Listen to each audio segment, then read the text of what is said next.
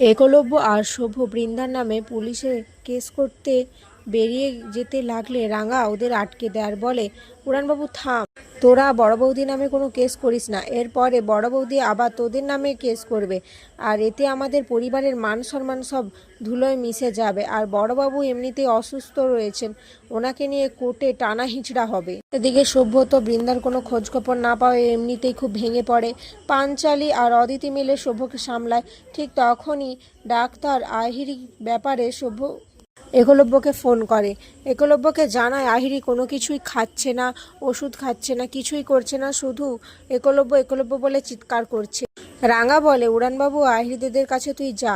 তখন একলব্য বলে, দেখো রাঙা, তুমি এমনিতেই ওর নামে যা কেস এনেছো, এতে ও সুস্থ হলেও জেলে থাকবে, তাই এসব নিয়ে তোমাকে না ভাবলেই হবে।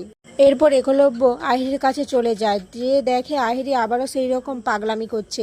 একলব্যকে দেখে বলে, একলব্য তুমি এসে গেছো, জানো আমি তোমার জন্য ভাত রান্না করেছি, মাটন করেছি, তোমার প্রিয় না খুব, তোমার যেসব রান্না খুব ভালো লাগে আমি সেগুলোই রান্না করেছি। একলব্য আহিরির এই অবস্থা দেখে চোখে জল চলে আসে।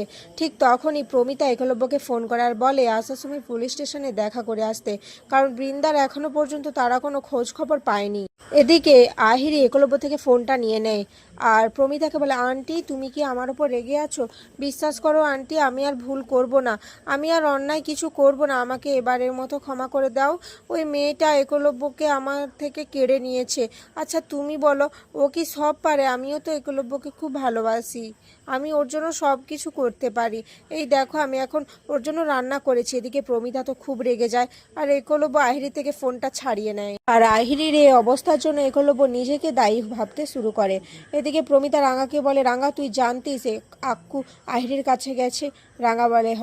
প্রমিতা এরপর রাঙার উপর রাগারাগি করে। এদিকে তখনই সাত্তকী আর ময়না ওখানে চলে আসে। সাত্তকী নাটক করে ময়নাকে বাড়ি থেকে বের করে দেওয়ার অভিনয় করে, চিৎকার চেঁচামেচি করে। প্রমিতা যে সাত্তকীকে আটকার বলে, ময়নার তো এতে কোনো দোষ নেই, তাই ওকে যেন এই ঘরেই রাখে। এরপর সাত্তকী আর ময়না ঘরে চলে যায়।